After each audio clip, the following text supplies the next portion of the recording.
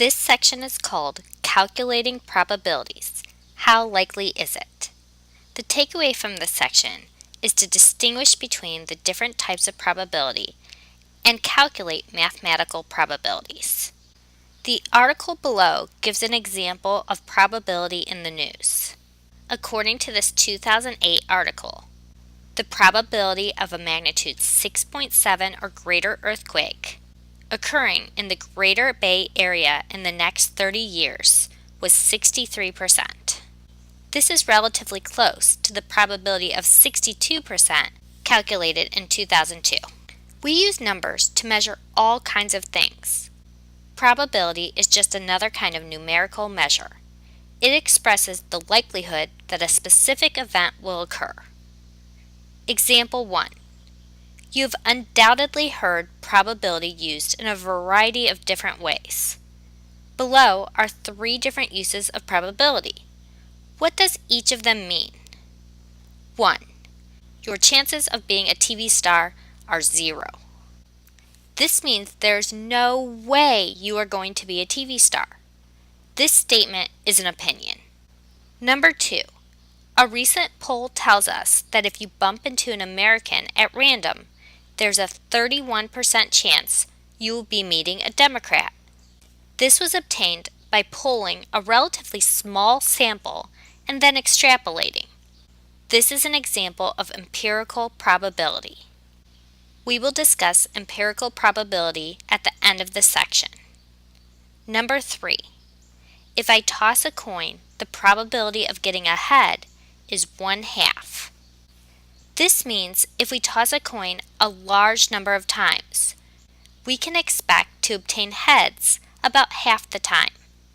This is an example of theoretical probability. In the next several examples, we will explore theoretical probability. Example 2. Suppose we roll a standard 6-sided die. Calculate the probability of rolling a 2 or below. Calculate the probability of not rolling a 2 or below. To calculate this probability, we will first need to consider the possible outcomes of rolling a standard 6-sided die.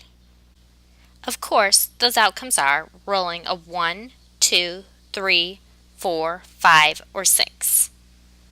Also note, as long as this is a standard 6-sided die, each of these outcomes are equally likely. That is, we are just as likely to roll a 1 as we are to roll a 3. Note that 2 of our equally likely outcomes meet the description of rolling a 2 or below, namely rolling a 1 or a 2.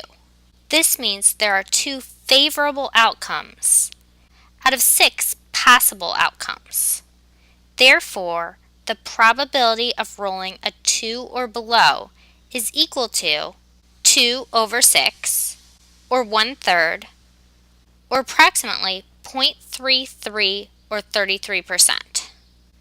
Note, we get the choice of expressing our answer as a fraction, a decimal, or a percent. Also, notice our notation. The capital P stands for probability, and the words inside the parentheses describe the event we are taking the probability of.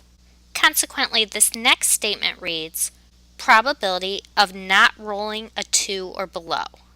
We already found that there are 6 possible equally likely outcomes of rolling a standard 6-sided die.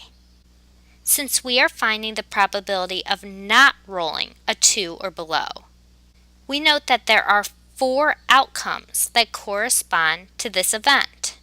In other words, the event of not rolling a 2 or below has 4 favorable outcomes. Because there are 4 favorable outcomes out of 6 possible equally likely outcomes, the probability of not rolling a 2 or below is equal to 4 out of 6, or 2/3. If we wish, we can express this probability as a decimal by taking 2 divided by 3. Doing so, we get that the probability of not rolling a 2 or below is approximately 0.67, and this is equal to 67%. In general, if each outcome of an experiment, such as rolling a standard six-sided die, is equally likely, the probability of an event can be calculated using this formula. Probability of an event equals the number of favorable outcomes divided by the total number of possible outcomes. Here, a favorable outcome is simply an outcome that corresponds to the event. Note, the probability of an event is always between what two numbers? Notice that the lowest number of favorable outcomes possible is 0, and in that event, the probability would equal 0. Think about the probability of rolling a 7 or above. That event has no favorable outcomes, so the probability is 0 out of 6 or 0. On the other hand, the largest number of favorable outcomes possible would simply be equal to all possible outcomes. Think about the probability of rolling a 1, 2, 3, 4, 5, or 6. The probability of that event would be 6 over 6 or 1. In summary, the probability of an event is always between 0 and 1, where 0 is an impossible event and 1 is a certain event. Number 2, the probability of an event occurring plus the probability of that event not occurring is equal to what? In the example above, we have that the probability of rolling a 2 or below plus the probability of not rolling a 2 or below is equal to 1 or 100%.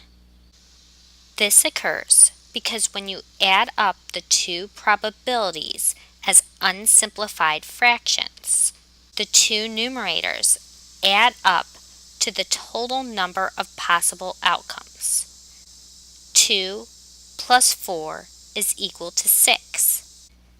That is, because the two events are complements of one another, they cannot occur simultaneously, but together they make up all possible outcomes. Because this is true in general, the probability of an event occurring plus the probability of an event not occurring is always equal to 1 or 100%.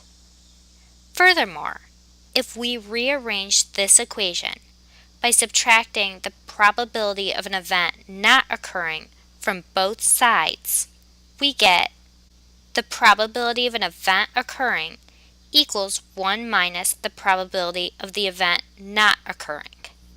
This is helpful since sometimes it's easier to find the probability of an event not occurring than it is to find the probability of an event occurring. If that's the case, we can simply find the probability of the event not occurring and subtract from 1 in order to find the probability of the event occurring.